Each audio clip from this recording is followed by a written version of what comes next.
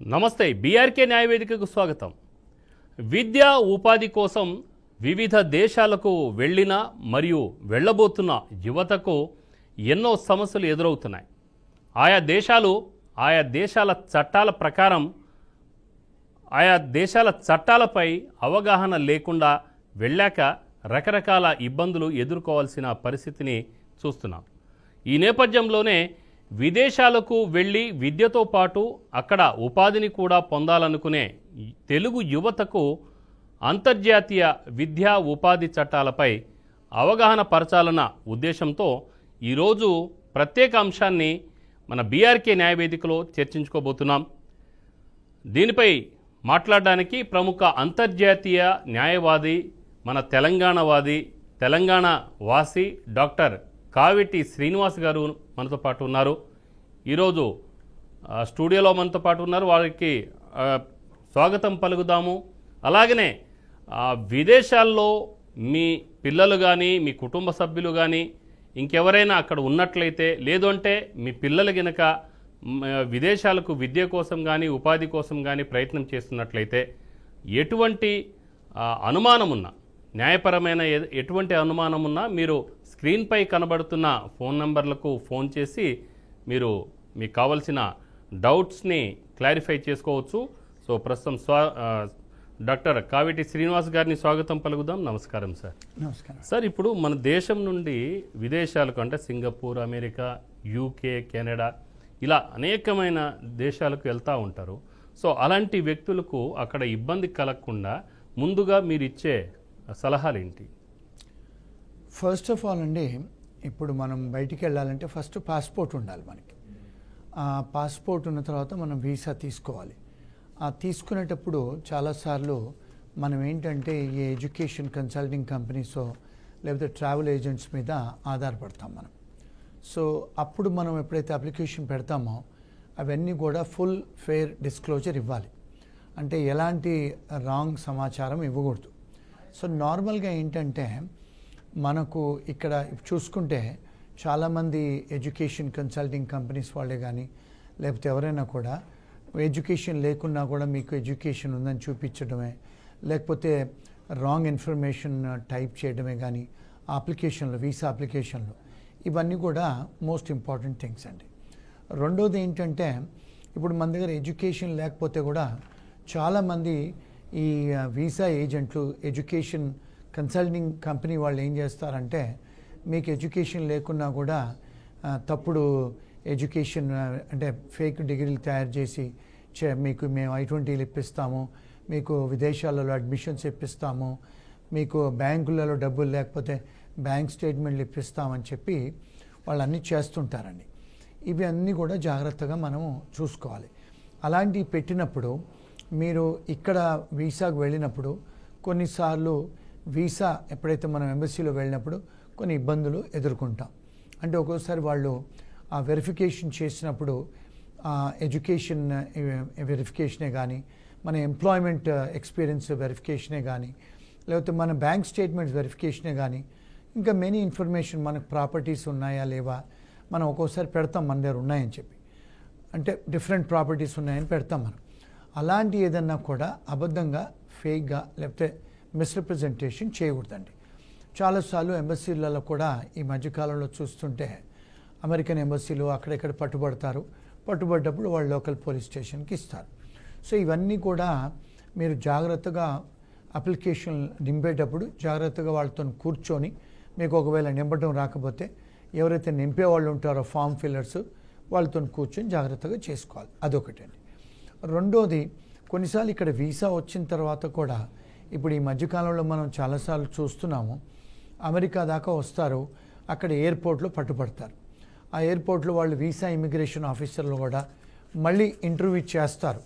అంటే మీకు లోపలికి వచ్చే అర్హత ఉందా, మీకు ఏదైతే కాలేజ్ నుంచి అడ్మిషన్ తీసుకొని వచ్చిన కాలేజు అది బోనఫైడ్ నిజమైన కాలేజేనా కాదా, లేకపోతే మీ దగ్గర ఉన్న బ్యాంక్ స్టేట్మెంట్లు అందులో డబ్బులు ఉన్నాయా లేదా, మీ వర్క్ ఎక్స్పీరియన్స్ లెటర్సు, లేకపోతే మీరు అసలు ఏ ఉద్దేశానికి వస్తున్నారు. అంటే అమెరికా అయినా, ఇంగ్లాండ్ అయినా, ఆస్ట్రేలియా అయినా, న్యూజిలాండ్, అన్ని కంట్రీసు ఆల్మోస్ట్ ఆల్ సేమ్ చట్టాలండి, ఇమిగ్రేషన్ చట్టాలు. వాళ్ళు వెరిఫై చేస్తారు. ఈ మధ్యకాలంలో ఏమవుతుందంటే చాలాసార్లు మనం చూస్తున్నాము, అమెరికా నుంచి వాళ్ళను డిపోర్ట్ చేస్తున్నారు. అంటే ఎందుకు? ప్రోగ్రామ్ కంటిన్యూ చేద్దాం. ఒక కాలర్ ఉన్నారు, కాలర్తో మాట్లాడిన తర్వాత మళ్ళీ మనం డిస్కస్ చేద్దాం సార్. రవి గారు నమస్కారం. హలో సార్, నమస్కారం సార్. నమస్కారం రవి గారు, విజయవాడ నుంచి కదా కాల్ చేసేది? అవును సార్, అవును సార్. సార్ మీ సమస్య ఏంటండి? అదే సార్, మనకి ఒక క్లయింట్, ఒక అమ్మాయి కాల్ చేశారు ఇంతకుముందు, యుఎస్ వాళ్ళు. నేను అడ్వకేట్ విజయవాడ. అంటే అక్కడ వాళ్ళ హస్బెండ్ ఆమెను అక్కడ అబాండన్ చేసి పిల్లలతోటే ఇక్కడికి వచ్చేసాడు. ఆమె ఒక్క నిమిషం అండి, కొద్దిగా మీ టీవీ వాల్యూమ్ తగ్గించుకోండి. నేను బయట వచ్చేసాను సార్, టీవీ దగ్గర లేను ఇప్పుడు. కొంచెం రీసౌండ్ వస్తుంది సార్, చెప్పండి. అంటే ఏ దేశంలో ఉన్నారు వాళ్ళు? వాళ్ళు సార్ అమెరికాలో ఉన్నారు, అమ్మాయి వాళ్ళు. హస్బెండ్ అక్కడ ఆమెని పిల్లల్ని అలా వదిలేసి క్రెడిట్ కార్డు కూడా ఆమె పేరు మీద తీసుకొని, ఆమె పేరు మీద క్రెడిట్ కార్డులన్నీ వాడేసి ఆమెని బ్యాంక్రప్సీలో పెట్టేసి జంప్ అయి వచ్చేసాడు. ఓకే, ఇలాంటి వాళ్ళకి ఎట్లా వాళ్ళ ప్రొటెక్షన్ అవుతుంది సార్? అప్పుడు ఆమె సింగిల్ అయిపోతుంది, ఏమి సపోర్ట్ లేదు, హౌస్ వైఫ్ గా వెళ్ళింది అక్కడ. అలాంటి వాళ్ళకి ఎట్లా సపోర్ట్ ఉంటుందా? Okay sir. అంటే ఫస్ట్ ఆఫ్ ఆల్ అక్కడ ఉన్న అమ్మాయి అక్కడ లోకల్ లా ఎన్ఫోర్స్మెంట్ కంప్లైంట్ చేస్తే ఇమిగ్రేషన్ వాళ్ళు కూడా ప్రొటెక్షన్ ఇస్తారు వాళ్ళకు. అంటే విక్టిమ్ ఆఫ్ క్రైమ్ కింద యూ వీసా తీసుకోవచ్చు, కొన్నిసార్లు బ్యాటర్డ్ స్పౌస్ సిండ్రోమ్ కింద కూడా తీసుకోవచ్చు. There are different types of visas available. ఒకవేళ యుఎస్ అయితే, ఎవ్రీ కంట్రీ, యూకే అయినా కూడా, ఇంగ్లాండ్ అయినా, ఆస్ట్రేలియా అయినా, న్యూజిలాండ్ అయినా కూడా ఆ డిఫరెంట్ చట్టాల ప్రకారము వాళ్ళకి ప్రొటెక్షన్స్ తీసుకోవచ్చు అక్కడ. నెంబర్ 1. నెంబర్ 2, వాళ్ళకి ఏంటంటే అక్కడ ఉండటానికి కూడా వాళ్ళు అకామిడేషన్ కూడా ఇస్తారు గవర్నమెంట్ వాళ్ళు. దాంతోపాటు ఒకవేళ చైల్డ్ అమెరికన్ సిటిజన్ అయినా, యూకే సిటిజన్ అయినా కూడా ఆ చిల్డ్రన్కు ఇన్సూరెన్స్తో పాటు వాళ్ళకు భోజన ఖర్చులు కూడా ఇస్తారు. అంటే there are many protections. Immigration protections ఉన్నాయి, దాని తర్వాత క్రిమినల్ లా ప్రొటెక్షన్స్ ఉన్నాయి. కొన్నిసార్లు వాళ్ళు కోర్ట్స్కు లాయర్స్కి కూడా ప్రొవైడ్ చేస్తారు ఆ వైఫ్కి కేసులు వేయటానికి. ఆ కోర్టు వాళ్ళు కూడా ఫీ వేవర్ కూడా చేస్తారు కొన్నిసార్లు. So depends upon each case to case అండి. అంటే డీటెయిల్గా ఆ కేసు వింటే మనం సలహా ఇవ్వచ్చు. అంటే ఈ 2 minutes టీవీ ఇంటర్వ్యూలో చెప్పలేము. ఒకవేళ మీరు మీ క్లయింట్తోని మాట్లాడి ఏదైనా సలహాలు సూచనలు కావాలంటే మా లోకల్ ఆఫీస్ ఉన్నది, హైదరాబాద్ ఆఫీసు, విజయవాడలో కూడా ఆఫీస్ ఉంది. అంటే రేపు ఎల్లుండి విజయవాడకు వస్తున్నాము, అక్కడ కలిసేటట్టు ఉండేది ఉంటే కలిసి పర్సనల్గా సలహాలు ఇస్తాము. ఓకే సార్, వీలైతే మరొకసారి మనం ఇంకోసారి ఇక్కడ ప్రోగ్రాం మళ్ళీ చేద్దాము, మీరు ఈ లోపు సార్. ఓకేనా సార్? So okay sir. ఇప్పుడు మన వాళ్ళు అంటే యుఎస్ కానీ యూకేలో కానీ యూనివర్సిటీకి అప్లై చేసుకుంటారు, హైయర్ ఎడ్యుకేషన్, ఎంఎస్ అని, ఏదైనా పీజీ ఎడ్యుకేషన్ కోసం. అక్కడికి వెళ్ళేసరికి ఆ యూనివర్సిటీ ఫేక్ యూనివర్సిటీ అని చెప్పేసి అక్కడ తేలుతుంది. వీసా ఇక్కడ నుంచి చక్కగా ఇస్తున్నారు కన్సల్టెన్సీ వాళ్ళు, అక్కడికి వెళ్ళాక ఆ యూనివర్సిటీ లేదని అంటున్నారు. లేదు అని అంటే ఆ యూనివర్సిటీయే ఒక ఫేక్ యూనివర్సిటీ అని కూడా చెప్తా ఉన్నారు. సో పరిస్థితి ఏంటి? అక్కడ వెళ్ళిన తర్వాత పాపం వాళ్ళకి కనీసం ఉపాధి ఉండదు. ఇక్కడ చాలా లక్షల రూపాయలు ఖర్చు పెట్టుకొని కూడా వాళ్ళు వెళ్ళారు. వాళ్ళు రాలేక, అక్కడ ఉండలేక, చదువుకోలేక, ఉపాధి కూడా పొందలేక పరిస్థితి దిగమింగలేని పరిస్థితిలో ఉంటారు. సో అలాంటి వాళ్ళకి మీరు ఇచ్చే సలహాలు ఏంటి సార్? ఇప్పుడు అలాంటి సంఘటనలు జరిగినప్పుడు 2 రెమెడీస్ ఉన్నాయండి. ఒకటి ఏమిటంటే వేరే కాలేజ్కు ట్రాన్స్ఫర్ చేసుకోవచ్చు, అంటే అక్కడ ప్రొవిజన్ ఉంది అమెరికాలో. రెండోది, మీరు ఒకవేళ బికాజ్ అలాంటి ఎడ్యుకేషన్ ఇన్స్టిట్యూషన్స్ వల్ల మీరు విక్టిమ్ ఆఫ్ క్రైమ్ కింద ఒకవేళ కంప్లైంట్స్ ఫైల్ చేసి అక్కడ మీరు టీ వీసా వేసుకోవచ్చు, అంటే అక్కడ ఉండటానికి విక్టిమ్ ఆఫ్ క్రైమ్ కింద. సో అట్లా మీరు ఏం చేయాలంటే అలాంటిది ఏమైనా జరిగినప్పుడు ఆ లోకల్ ఇమ్మిగ్రేషన్ అటార్నీస్ అని ఉంటారు, అమెరికాలో అటార్నీస్ అంటారు, ఇంగ్లాండ్లో సొలిసిటర్స్ అంటారు, ఆస్ట్రేలియాలో, ఇంగ్లాండ్లో, న్యూజిలాండ్లో ఇమ్మిగ్రేషన్ సొలిసిటర్స్ అని ఉంటారు. వాళ్ళని సంప్రదించవచ్చు. చాలాసార్లు ఈ దేశాలలో లాయర్స్ చాలా ఎక్స్పెన్సివ్ అండి, గంటకు $300 to $500 తీసుకుంటారు. కానీ అక్కడ బార్ అసోసియేషన్స్కు వెళ్తే మీకు ఫ్రీ ఉచిత సలహాలు ఇచ్చే కొంతమంది లాయర్స్ ఉంటారు, దాన్ని ప్రోబోనో లాయర్స్ అంటారు. వాళ్ళు మీకు ఉచితంగా కూడా సలహాలు ఇస్తారు. ఇంకొకటి ఏమిటంటే మీకు అక్కడ అంటే మనకు ఇన్ఫర్మేషన్స్ కూడా ఆ రిసోర్సెస్ చాలా ఉంటాయి.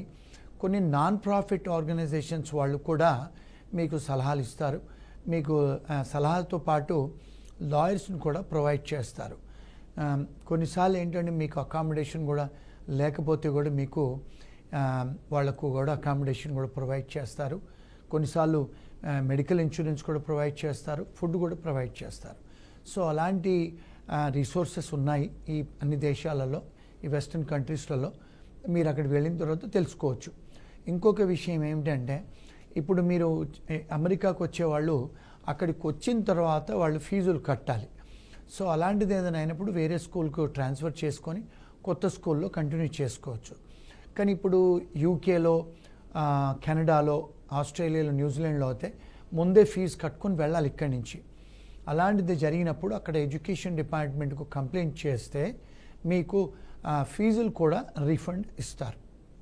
అది కాకుండా మీకు చాలా ప్రొటెక్షన్స్ కూడా ఇస్తారు, ఇమిగ్రేషన్ ప్రొటెక్షన్స్. సో అంటే మీరు లీగల్ రీకోర్సెస్ ఉన్నాయి ఆ దేశాలలో.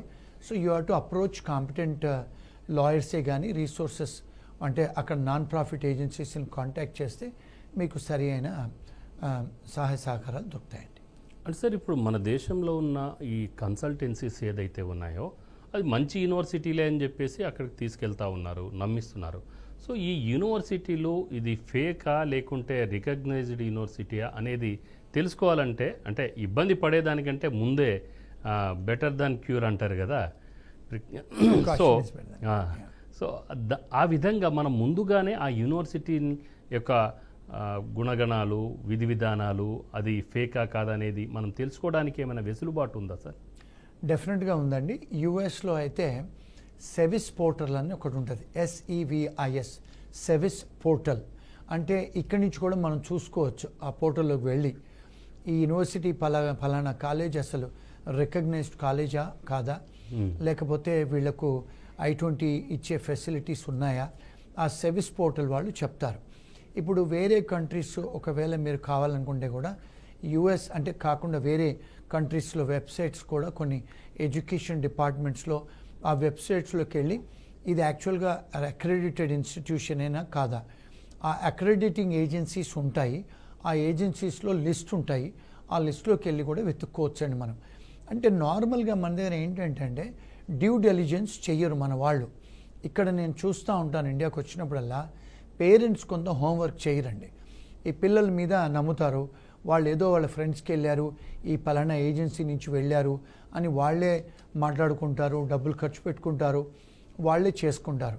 కానీ పేరెంట్స్ కాస్త ఇన్వాల్వ్ అయ్యి మీరు ఏ ఎడ్యుకేషన్ ఇన్స్టిట్యూషన్కి వెళ్తున్నారు, ఆ ఎడ్యుకేషన్ ఇన్స్టిట్యూషన్ మీరు ఏ కోర్సుకు వెళ్తున్నారు, అసలు వాటి ఫీజు ఎంత, దానికి ఉన్న రికగ్నిషన్ ఏమిటి, దాని తర్వాత వాళ్ళది అంటే వాళ్ళు రేటింగ్స్ కూడా ఉంటాయండి.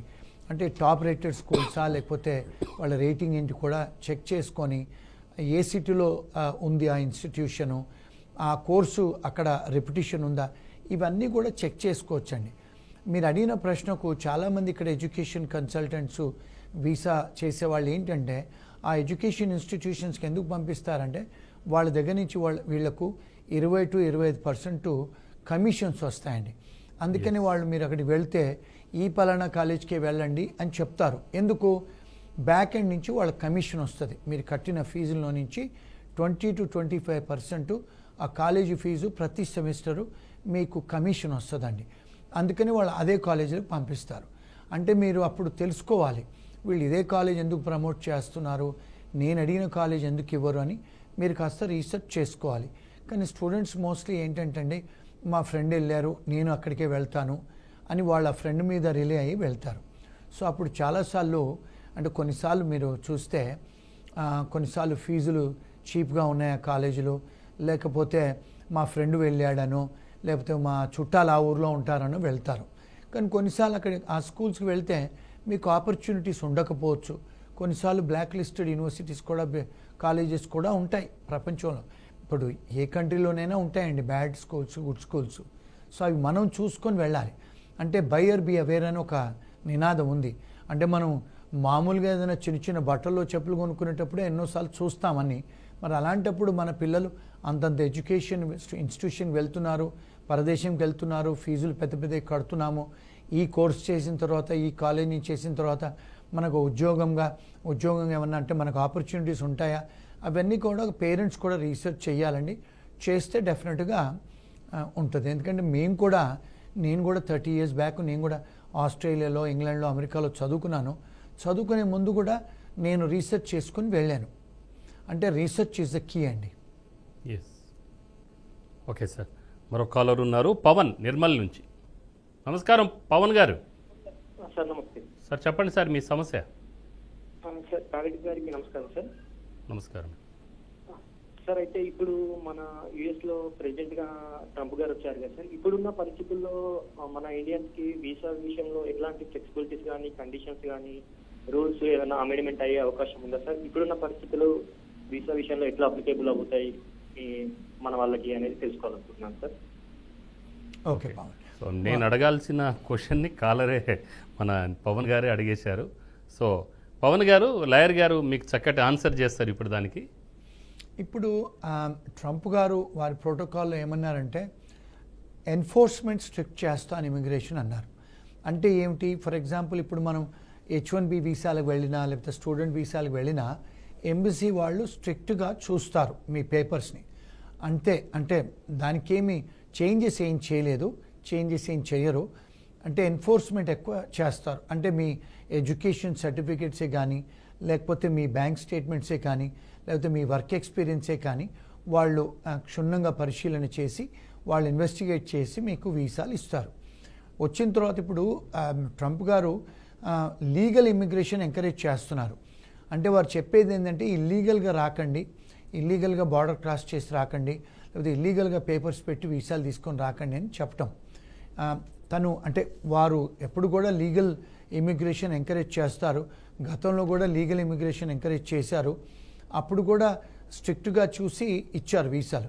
ఇంకొక విషయం ఏమిటంటే వారు ఇదివరకు ముస్లిం కంట్రీస్లో చాలా కంట్రీస్లలో కూడా వాళ్ళు కౌన్సిలేట్స్ క్లోజ్ చేశారు.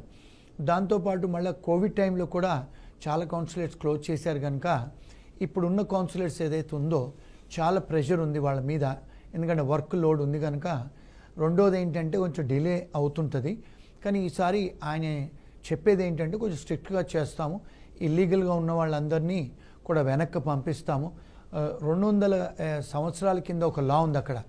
ఏలియన్స్ అంటే ఎవరైతే ఉంటారో అమెరికాలో వాళ్ళు, ఏలియన్స్ అంటే పరదేశస్తులు ఎవరైతే అమెరికాలో ఉంటారో వాళ్ళు ఎవరైతే శత్రువులు ఉండే, ఏలియన్స్ శత్రువులు ఉండే లా అని ఒకటి ఉంది అమెరికాలో. దాన్ని 200 సంవత్సరాల కింద లాని అది నేను ఇన్వోక్ చేసి ఎవరైతే ఇల్లీగల్గా ఉంటారో వాళ్ళందరినీ లక్షల మందిని నేను డిపోర్ట్ చేస్తాను ఫస్ట్ డే అని చెప్పి ఆయన అంటే తన మేనిఫెస్టోలో పెట్టారు, చేస్తానని అంటున్నారు. Okay right sir. ఇప్పుడు అంటే ఇల్లీగల్ ఇమిగ్రేషన్ మీద ఎవరైనా వచ్చి అక్కడ పట్టుబడితే వాళ్ళ పరిస్థితి ఏంటి, శిక్షలు ఎలా ఉంటాయి అక్కడ? ఇప్పుడు అక్కడ ఎప్పుడైనా కూడా స్టూడెంట్స్ కూడా ఈ మధ్యకాలంలో చాలాసార్లు స్కూల్కి వెళ్లకుండా పనిచేస్తున్నారు, పట్టుబడుతున్నారు. ఈ H1B వాళ్ళు కూడా ఉద్యోగాలు లేకుండా అక్కడ ఉండి వేరే చిన్న ఉద్యోగాలు చేసుకుంటున్నారు. కొంతమంది విజిట్ వీసాలో కూడా వచ్చి ఉండిపోతారు అక్కడ. అలాంటి సంఘటనలు అయినప్పుడు ఎప్పుడన్నా పట్టుబడితే మీరు ఇమిగ్రేషన్ వయోలేటర్స్ కింద పరిగణిస్తారు. అది పరిగణించినప్పుడు మిమ్మల్ని అరెస్ట్ చేస్తారు, ఇమిగ్రేషన్ డిటెన్షన్ సెంటర్లో కూడా పెడతారు. పెట్టినప్పుడు కొన్ని నెలలు కూడా జైల్లో ఉండొచ్చు. దాని తర్వాత వాళ్ళను డిపోటేషన్ చేస్తారు, దాన్ని రిమూవల్ అని అంటారు. కొన్నిసార్లు మన సొంతగా కూడా వాలంటరీగా వచ్చేయచ్చు. చాలాసార్లు ఆ వాలంటరీగా రావాలనుకున్న కోర్టులలో మనం అంటే కేసులు మోషన్ టు అంటే ఇవన్నీ పెటిషన్స్ ఫైల్ చేసుకొని లాయర్ ద్వారా చేసుకోవాలి. అక్కడ ఏంటంటే ఇలాంటి కేసులకి లాయర్లు పెట్టుకోవాలంటే $15,000 to $25,000 ఖర్చు, రూపాయలు కాదండి, డాలర్స్. అంటే మీకు 15 to 25 లక్షల ఖర్చు వచ్చుద్ది, మళ్ళీ మీకు ఇబ్బందులు. ఇంకొక ప్రాబ్లం ఏంటంటే అక్కడ ఒక్కసారి ఏ దేశం నుంచైనా మిమ్మల్ని డిపోర్ట్ చేస్తే వేరే దేశస్తులు మిమ్మల్ని రానివ్వరు. ఇదేంటంటే ఇంటర్నేషనల్ క్రైమ్. ఇది ఇండియాలో కూడా పాస్పోర్ట్ను కూడా రద్దు చేస్తారు. అంటే ఇండియన్ గవర్నమెంట్ అథారిటీస్ కూడా మీ పాస్పోర్ట్ను రివొకేషన్ చేసి ఇంపౌండింగ్ చేసి వేరే కంట్రీస్ పోయేటప్పుడు కూడా ఇబ్బందులు జరుగుతాయి, మీకు మళ్ళీ పాస్పోర్ట్స్ ఇవ్వరు. రెండోది ఏంటంటే ఇక్కడ పోలీసు వాళ్ళు కూడా మీ మీద కేసులు కట్టే ఆస్కారాలు ఉన్నాయి. మళ్ళీ ఇంకొక ప్రాబ్లం ఏంటంటే ఇది చాలామందికి తెలియదు. చాలామంది ఈ వీసా ఏజెంట్లు ఏమంటారంటే మిమ్మల్ని డిపోర్ట్ చేశారు కదా, మీరు కెనడాకి వెళ్ళండి, పక్క దేశానికి వెళ్ళండి అని. There is a 5 party countries treaty అని ఒకటి ఉంది. అమెరికా వాళ్ళు, ఇంగ్లాండ్ వాళ్ళు, ఆస్ట్రేలియా, న్యూజిలాండ్, కెనడా వాళ్ళు ఒక అగ్రిమెంట్ రాసుకున్నారు. మీ దేశాలకు ఎవరన్నా వచ్చి ఇమిగ్రేషన్ వయలేషన్ చేసి డిపోర్ట్ అయిన వాళ్ళు ఉంటే ఆ లిస్టు షేర్ చేసుకుంటారు. వేరే దేశాలు కూడా వెళ్ళడానికి ఇబ్బందులు అవుతాయి ముందు. అందుకని మీరు చాలా సీరియస్గా తీసుకొని ఆ దేశాలకు వెళ్ళినప్పుడు ఇమిగ్రేషన్ వయలేషన్ చేయకుండా లా పరంగా ఉండి, స్టూడెంట్స్ వాళ్ళు ఎడ్యుకేషన్ కంప్లీట్ చేసుకొని, వర్క్ చేసే వాళ్ళు H1లో ఉండి, గ్రీన్ కార్డ్ చేసుకొని, అంటే డ్రింక్ డ్రైవింగే కానీ లేకపోతే డ్రగ్స్ తీసుకొని కానీ, సెక్షువల్ అసాల్ట్లు చేసి కానీ, అలాంటి సీరియస్ నేరాలు చేసి, లేకపోతే విజిటర్ వీసాలు వచ్చి ఇల్లీగల్గా ఉండకుండా ఉంటే చాలా కష్టం అవుతుందండి. అంటే సార్ ఇప్పుడు విజిట్ వీసాల మీద వెళ్ళి అక్కడే ఉండిపోయి జాబ్ చేసుకుంటున్నారు అనుకోండి, అంటే పట్టుబడితే వాళ్ళ కేసు ఉంటుంది. ఒకవేళ పట్టుబడకపోతే ఈ లోపేనే పిఆర్కి ప్లాన్ చేసుకునే అవకాశం ఉందా వాళ్ళకి? అలా చేసుకోవచ్చా? అంటే ఓన్లీ రెమెడీ అక్కడ ఏముందంటే, ఒకవేళ మీరు ఇల్లీగల్గా ఉంటే, అంటే విజిటర్ వీసాలో వచ్చో, లేకపోతే స్టూడెంట్ వీసాలో వచ్చో, లేదా వర్క్ పర్మిట్లో వచ్చో, లేకపోతే వ్యాపార పరంగా వచ్చో ఉండిపోతే, అక్కడ రెమెడీ ఏంటంటే అమెరికన్ సిటిజన్నో లేకపోతే ఆ దేశస్తుల అంటే పౌరసత్వం ఉన్న వాళ్ళను పెళ్లి చేసుకుంటేనే మీకు గ్రీన్ కార్డులు, పర్మనెంట్ రెసిడెన్షియల్ వస్తాయండి, లేకపోతే రావు. అంటే ఇక్కడ విజిట్ వీసా మీద వచ్చేసి అక్కడ మ్యారేజ్ చేసుకున్నాడు అనుకుందాం, అమ్మాయి కానీ అబ్బాయి కానీ, అక్కడ పౌరసత్వం కలిగిన వాళ్ళని, అలాంటప్పుడు వాళ్ళకి పరిమితి ఉంటుంది, అనుమతి ఇస్తారు. చాలామంది గ్రీన్ కార్డు అలా చేసుకుంటారు. అందుకని వీళ్ళు మనం యంగ్ పీపుల్ ఎప్పుడైతే ఎంబసీకి వెళ్తారో, చాలాసార్లు ఎంబసీలో వాళ్ళు ఏమంటారంటే, నువ్వు ప్రాస్పెక్ట్ ఇమిగ్రెంట్, అంటే నీకు మ్యారేజ్ అవ్వలేదు, నువ్వు అన్మ్యారీడ్ కనుక మేము ఇవ్వము అంటారు. అందుకని చాలాసార్లు మ్యారీడ్ పీపుల్కు, ఓల్డ్ ఏజ్ పీపుల్కి వీసాలు అందుకే ఇస్తారు. చాలామంది వచ్చి అడుగుతారు మమ్మల్ని, మేము 23-25 ఉన్నాము, అన్మ్యారీడ్ అని, వాళ్ళు పెళ్లి చేసుకున్నారా, మీకు వైఫ్ ఉందా అని అడుగుతారు. వారు పెళ్లి చేసుకోలేదంటే వీసాలు ఇవ్వలేదండి అని. ఎందుకంటే మిమ్మల్ని ప్రాస్పెక్ట్ ఇమిగ్రెంట్ కింద పరిగణిస్తారు ఈ కంట్రీస్. అందుకని చాలాసార్లు ఆపర్చునిటీస్ ఏంటంటే, భార్యాభర్తలు కలిసి వెళితే చాలాసార్లు వీసాలు వాళ్ళు గ్రాంట్ చేస్తారు. అంటే భార్యాభర్తలతో వెళ్తున్నారు, వీళ్ళు వెళ్ళి వస్తారు, లేకపోతే అక్కడికి వెళ్ళి పెళ్లి చేసుకోరు అని. అంటే సార్ ఇప్పుడు ఇలా విజిట్ వీసా మీద వెళ్ళిన వ్యక్తులు ఎవరైతే ఉన్నారో, ఇల్లీగల్గా అక్కడ వాళ్ళు పని చేసుకుంటూ ఎక్కడో పట్టుబడతారు. సో అలాంటి వాళ్ళకి తిరిగి మన దేశానికి పంపించే అవకాశం ఉందా? ఒకవేళ పంపించేసిన తర్వాత ఆయన రిగ్రెట్ చేసుకొని తిరిగి మళ్ళీ ఆ దేశానికి అఫీషియల్గా, అంటే అన్ని పిఆర్ అలాంటివి, వీసా ఇవన్నీ తీసుకొని వెళ్ళటానికి ఛాన్సెస్ ఉంటాయా మళ్ళీ? లేదు అండి. ఎందుకంటే మీరు ఒక్కసారి ఇమిగ్రేషన్ వయలేటర్ కింద వాళ్ళు పరిగణిస్తే, అంటే ఫర్ ఎగ్జాంపుల్ మీ ఇంటికి నేను ఏదో వస్తానండి ఒక 2 రోజుల కోసం, నేను 2 రోజుల కోసం వచ్చి 20 సంవత్సరాలు ఉంటే మళ్ళీ నన్ను రానిస్తారా మీ ఇంటికి? నన్ను రానివ్వరు. Same analogy applies here. ఒకవేళ మీరు వచ్చారు, విజిట్ వీసా కోసం వచ్చారు, విజిట్ కోసం వచ్చారు, చదువుకోవడానికి వచ్చారు, వర్క్ చేయడానికి వచ్చారు, వచ్చి మీరు ఆ దేశంలో రెస్పెక్ట్ చేయకుండా ఉండిపోతారనుకోండి, మళ్ళీ మిమ్మల్ని రానివ్వరు వాళ్ళు. 10 years బ్యాన్ ఉంటుందండి. మళ్ళీ మీరు అఫీషియల్గా వెళ్ళి మీరు మళ్ళీ వీసా పెట్టినా కూడా వాళ్ళు they will refuse the visa. ఎందుకంటే ఇమిగ్రేషన్ వయలేషన్ చేశారు కనుక that itself is a ground not to give you visa. వాళ్ళకి మళ్ళీ రాదండి. ఓకే, మళ్ళీ రాదు. మళ్ళీ విదేశాలకు, అంటే ఆ దేశానికి పర్టికులర్ ఇప్పుడు అమెరికా వచ్చాడనుకోండి, ఆ దేశం నుంచి ఆయన పంపించేస్తారు, స్వదేశానికి వచ్చేస్తాడు. ఆ తర్వాత ఆయన మళ్ళీ ప్రయత్నం చేయాలి విదేశాలకు వెళ్ళాలని, వేరే దేశానికి వెళ్ళటానికి ఛాన్స్ ఉంటుందా? ఇంతకుముందు నేను చెప్పినట్టుగా 5 దేశాలు పార్టీ వాళ్ళు అగ్రిమెంట్స్ రాసుకున్నారు. యూకే వాళ్ళు, అమెరికా వాళ్ళు, కెనడా వాళ్ళు, న్యూజిలాండ్ వాళ్ళు. వీళ్ళు 5 countries కూర్చొని ఏం చేశారంటే ఒక అగ్రిమెంట్ రాసుకున్నారు. మీరు ఏ దేశంలో, మీ దేశంలో ఏదైనా నేరాలు చేసో లేకపోతే ఇమిగ్రేషన్ వీసాలు ఉల్లంఘనలు చేసి ఉన్న వాళ్ళందరికీ ఒకవేళ మన ఇండియాకో లేకపోతే వాళ్ళ కంట్రీస్కు డిపోర్ట్ చేస్తే మళ్ళీ మీరు వీసాలు ఇవ్వద్దు మీరు అని వాళ్ళు రాసుకున్నారు అగ్రిమెంట్. అంటే ఇంటర్నేషనల్ ట్రీటీ అండి ఇది. వేరే కంట్రీస్కు ఇబ్బందులు అవుతాయి మళ్ళీ వీసాలు తీసుకోవాలంటే. సో అందుకనే మీరు ఏ కంట్రీకి వెళ్ళినా కూడా ఈ దేశాలలో జాగ్రత్తగా ఉండాలి. ఒక్కసారి వయలేట్ చేస్తే ఇంకో దేశాలు ఇవ్వరు మీకు. ఎందుకు? మీరు మళ్ళీ వేరే దేశానికి వేరే పాస్పోర్ట్ మార్చుకొని, చాలామంది ఏజెంట్స్ చెప్తారు మీరు పాస్పోర్ట్ మార్చుకొని వేరే దేశాలకు వెళ్ళండి అని. అది ఇల్లీగల్ అడ్వైజ్ అండి. వెళ్ళినప్పుడు అక్కడ ఆ డిఫరెంట్ కంట్రీస్కు మళ్ళీ మీరు అప్లికేషన్ పెట్టినప్పుడు అందులో ఒక అప్లికేషన్లో ఒక క్వశ్చన్ ఉంటుందండి, మీరు ఎప్పుడైనా వేరే ఏ దేశాలకన్నా వెళ్ళారా అంటే మనం ఎస్ అని చెప్పాలి. మరి అక్కడ ఎప్పుడైనా మీరు మిమ్మల్ని డిపోర్ట్ చేశారా లేదా వీసా వయలేట్ చేశారా అంటే ఎస్ అని చెప్పాలి. ఒకవేళ ఎస్ అని చెప్తే మీకు వేరే ఏ దేశాల వాళ్ళు కూడా వీసాలు ఇవ్వరండి. ఓకే, ఎస్ అని చెప్తే. ఎస్ అని ఒకవేళ ఎస్ అని చెప్పకపోతే సార్, అబద్ధం చెప్తే? మరి అబద్ధం చెప్తే అది పర్జరీ అంటారు, అది నేరం అండి. ఇంటర్నేషనల్ లాలో, ఇండియన్ లాలో కూడా ప్రమాణపూర్వకంగా మీరు అబద్ధం చెప్తున్నారు. ఎందుకు? ప్రతి ఒక్క వీసా అప్లికేషన్లో కింద ఒక కాలం ఉంటుందండి, నేను ప్రమాణపూర్వకంగా అంతా నిజమే చెప్తున్నాను నేను అని చెప్పి కింద మనం సంతకం పెడతాం. దాని అర్థం ఏంటంటే లా ప్రకారము మీరు అండర్ ఓత్ చెప్తున్నారు ప్రమాణపూర్వకంగా మీరు అబద్ధం చెప్తే దాన్ని నేరం కింద పరిగణిస్తారు. దాన్ని పర్జరీ అంటారండి. పర్జరీ అయితే మీకు ఇంకోసారి ఇవ్వరు వాళ్ళు. అంటే మీరు సావరెన్ గవర్నమెంట్కి అబద్ధం చెప్తున్నారు, అందుకని మేము వీసా ఇవ్వము అంటారు. అంటే మొత్తానికి ఆకు వచ్చి ముళ్ళు మీద పడినా, ముళ్ళు వచ్చి ఆకు మీద పడినా కూడా ఇక్కడ నేరం మాత్రం అనేది చేయకూడదు. విజిట్ వీసా మీద వెళ్ళి అక్కడ ఉండిపోవడం అనేది చేయకూడదు. ఒకవేళ వెళ్ళినా కూడా తిరిగి వచ్చేయాలి. ఆ తర్వాత అఫీషియల్గా ఏదైనా ప్లాన్ చేసుకుంటే అది బాగుంటుందని లాయర్ గారు చెప్తున్నారు. సార్, ఒక చిన్న బ్రేక్ తీసుకుందాం. బ్రేక్ తర్వాత మళ్ళీ కంటిన్యూ చేద్దాం. బ్రేక్. బీఆర్కే న్యాయవేదికకు తిరిగి స్వాగతం. సార్ చెప్పండి సార్, ఇప్పుడు రాంగ్ టైంలో రాంగ్ ప్లేస్లో అడ్మిషన్ తీసుకున్నారు మన వాళ్ళు. సో ఆస్ట్రేలియాలో గత అంటే దాదాపు 15 సంవత్సరాల నుంచి, అంటే 2011 నుంచి ఈ జాతి వివక్ష అనేది మరొక్కసారి, అంటే ముఖ్యంగా మన భారతీయుల మీదనే వాళ్ళు అలా పడుతున్నారు. సో ఈ విషయంలో కొంతమంది మన విద్యార్థులు ఇప్పుడు కూడా అక్కడ అడ్మిషన్స్ తీసుకుంటున్నారు వివిధ యూనివర్సిటీల్లో చదువుకోవడం కోసము. సో కొన్నిసార్లు జాతి వివక్షకు తట్టుకోలేక అక్కడి నుంచి మళ్ళీ మన విదేశాల నుంచి వచ్చేస్తున్నారు. నాట్ ఓన్లీ ఇన్ ఆస్ట్రేలియా, ఇంకెక్కడైనా కూడా, ఈవెన్ ఉక్రెయిన్ కూడా ఇప్పుడు అక్కడ గొడవలు జరుగుతున్నాయి. సో అక్కడ నుంచి మన దేశానికి తిరిగి మన దేశం వాళ్ళని తీసుకొచ్చేస్తుంది.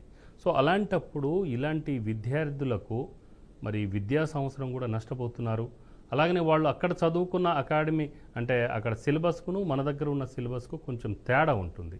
సో దీన్ని కూడా దృష్టిలో పెట్టుకొని భారత ప్రభుత్వం ఎలాంటి చర్యలు తీసుకుంటుంది, విద్యార్థులకు ఈ అకాడమీ నష్టపోకుండా ఉండేందుకు ఏదైనా ప్లాన్స్ ఏమైనా ఉన్నాయా మన దేశంలో?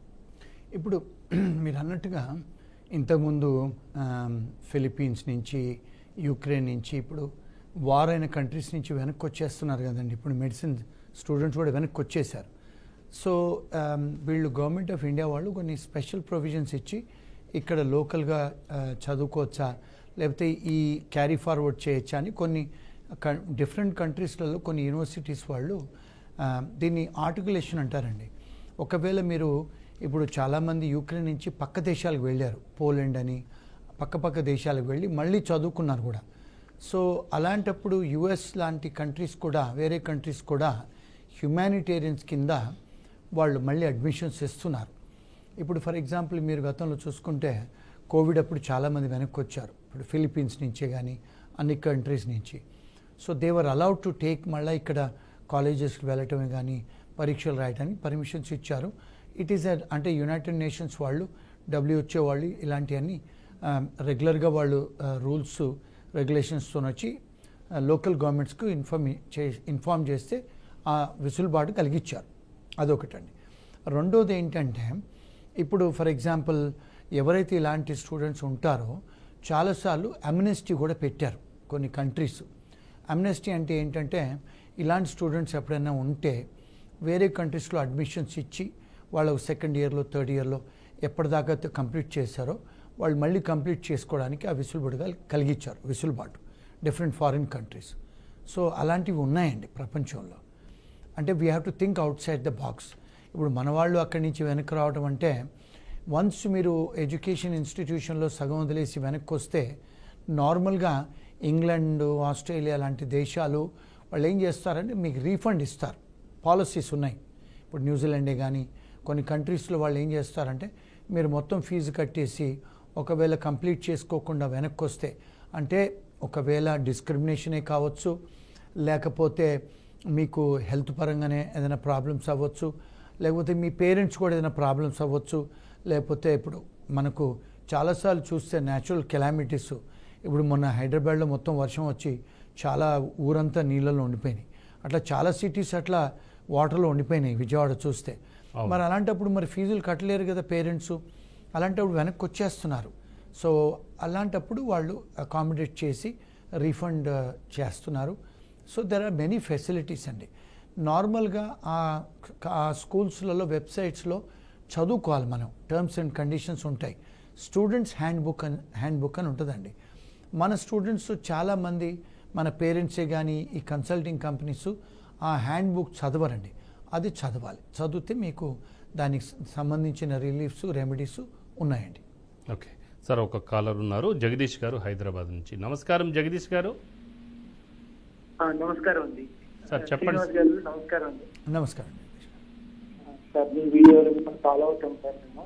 ఓకే సార్, ఇది ఇప్పుడు యుఎస్ సార్ కొంచెం టీవీకి దూరంగా ఉండండి, వాల్యూమ్ తగ్గించుకోండి లేకుంటే.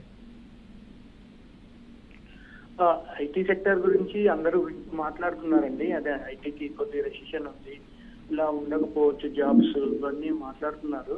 అంటే నేను H1B ఆస్పైర్ గా, అంటే నేను H1B వేద్దాం అనుకుంటున్నాను నెక్స్ట్ ఇయర్. సో నాకు ఆపర్చునిటీస్ ఉంటాయా ఉండవా అన్నది నా క్వశ్చన్స్ అండి. అంటే ఇప్పుడు ఈ యుద్ధం అంటున్నారు, ట్రంప్ గారు వచ్చారు, ఈ ఐటీ అంతా గల్లంత అవుతుంది అన్నట్టుగా ప్రచారం జరుగుతుంది. సో నేను వెళ్ళొచ్చా వెళ్ళకూడదా H1కి నెక్స్ట్ ఇయర్? ఇప్పుడు మీకు తెలుసు కదండి, H1Bకి లాటరీ సిస్టమ్ ఉంది, మార్చ్లో స్టార్ట్ అవుతుంది. మీది H1లో పికప్ ఫస్ట్ టైం పికప్ అవుద్దా, సెకండ్ టైం పికప్ అవుద్దా, మీ లక్ మీద ఆధారపడి ఉంటుంది. వచ్చిన తర్వాత ఎంప్లాయర్స్ మీకు ఉద్యోగం ఇచ్చి H1B ఫైల్ చేసిన తర్వాత అది అప్రూవల్ వచ్చే వరకు అక్టోబర్, నవంబర్ వచ్చే సంవత్సరం అవుద్ది. అంటే we are looking at 2025.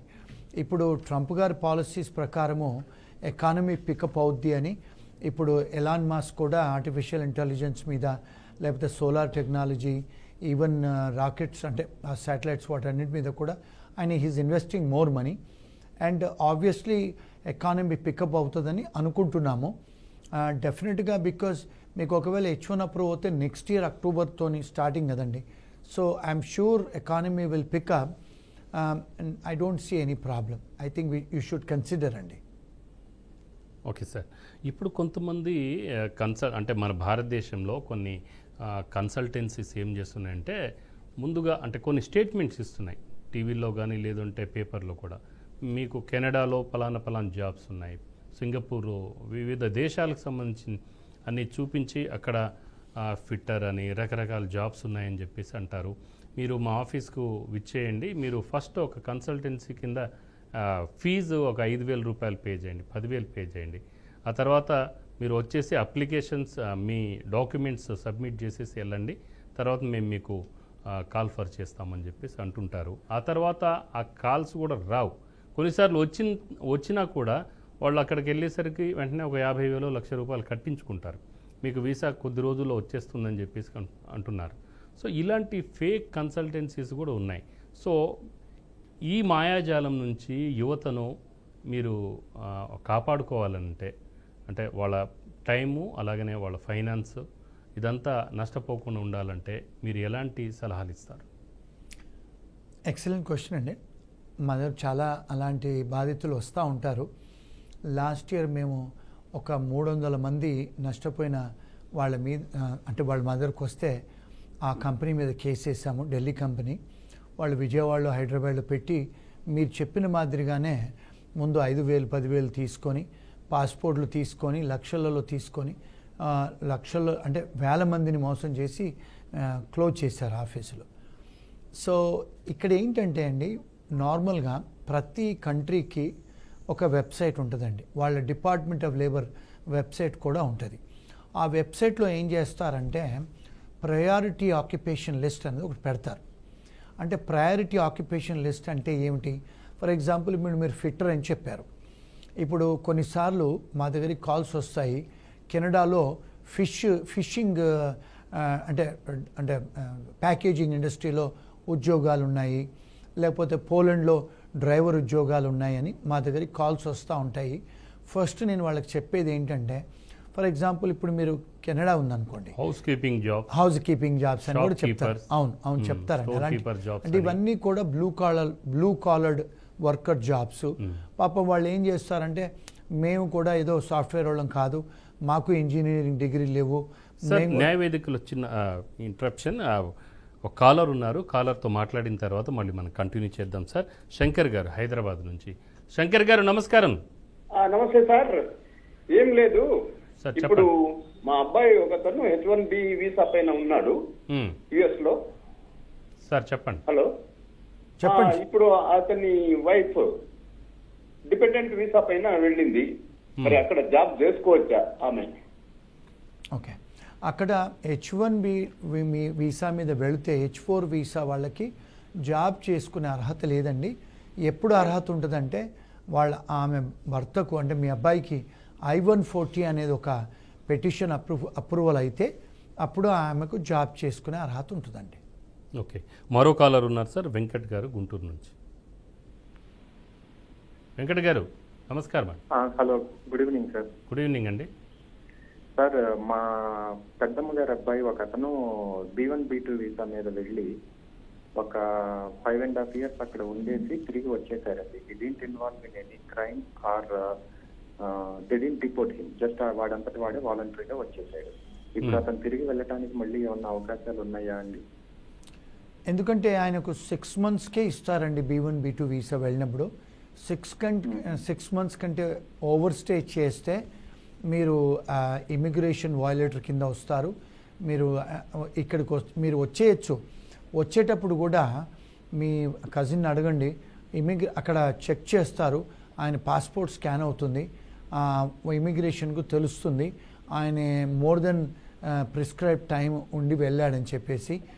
Next time మళ్ళీ వెళ్ళేటానికి ప్రయత్నం చేస్తే నువ్వు 6 నెలల కంటే ఎక్కువ ఉన్నావని చెప్పేసి ఆయన అరెస్ట్ చేసి డిపోర్ట్ చేస్తారండి. సో అంటే వచ్చేటప్పుడు అతని పాస్పోర్ట్ ఏమి ఇమిగ్రేషన్ లేదంటండి యూఎస్ లో, జస్ట్ ఇండియాలో కూడా ఢిల్లీలో ల్యాండ్ అయినప్పుడు వాళ్ళు ఏమీ అడగకుండా ఓన్లీ ఎగ్జిట్ స్టాంప్ వేసి పంపించారంటండి. ఇప్పుడు మీరు అమెరికాలో వచ్చేటప్పుడు మీరు ఎయిర్లైన్స్ వాళ్ళు మీ పాస్పోర్ట్ స్కాన్ చేస్తారు, ఎయిర్లైన్స్ వాళ్ళు ఇమిగ్రేషన్కు రిపోర్ట్ చేస్తారండి. ఎగ్జిట్ అండ్ ఎంట్రీ అనే సిస్టమ్ సాఫ్ట్వేర్ వచ్చింది అమెరికాలో గత 15-20 ఏళ్ల నుంచి. మీరు ఎప్పుడు వస్తున్నారు కంట్రీలోకి, ఎప్పుడు వెళ్ళిపోతున్నారని వాళ్ళు స్కాన్ చేస్తారు. మనకు ఎయిర్లైన్స్ అథారిటీస్ వాళ్ళు మీకు బోర్డింగ్ పాస్ ఇచ్చేటప్పుడు ఆ ఇన్ఫర్మేషన్ ఇమిగ్రేషన్కు షేర్ అవుతుందండి. వాళ్ళకు తెలుసు మీరు ఎప్పుడు వచ్చారో ఎప్పుడు వెళ్ళారు. సో మనం అనుకుంటాము వాళ్ళకు తెలియదు, ఇమిగ్రేషన్ వాళ్ళ దగ్గర వెళ్ళలేదు, మనం బోర్డింగ్ పాస్ తీసుకునేటప్పుడు ఎయిర్లైన్ స్టాఫ్ వాళ్ళే మనది స్కాన్ చేశారని చెప్పి మీరు అనుకుంటారు. కానీ it's a full proof system అండి. ఎగ్జిట్ అండ్ ఎంట్రీ సాఫ్ట్వేర్ ఉంది అందులో. డెఫినెట్గా మళ్ళీ వెళ్ళేటానికి ప్రయత్నం చేస్తే ఒకవేళ ఆయన ఎయిర్పోర్ట్లో డిటైన్ చేయొచ్చు, అరెస్ట్ కూడా చేయొచ్చు. So it's a very risky thing to do it. Okay sir. Sir, ఇప్పుడు విదేశాల నుంచి మనం అప్లై చేసుకుంటే ఇక్కడ కన్సల్టెన్సీస్ త్రూ కొన్ని ఆఫర్ లెటర్స్ వస్తాయి. అలానే అంటే వీసా కూడా ఇచ్చేస్తారు, అక్కడ నుంచి ఆఫర్ లెటర్స్ వస్తాయి.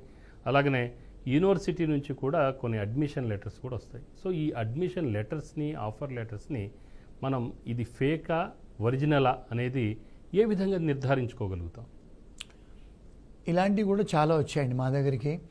ఇప్పుడు గతంలో ఇప్పుడు చెప్పాను కదా మీకు, ఫిష్ ఇండస్ట్రీలో లేకపోతే క్లీనర్గానో లేకపోతే డ్రైవర్గానో వాళ్ళకి ఇన్విటేషన్స్ చాలా వస్తున్నాయి. నాకు దగ్గరకు వస్తారు మా దగ్గరికి.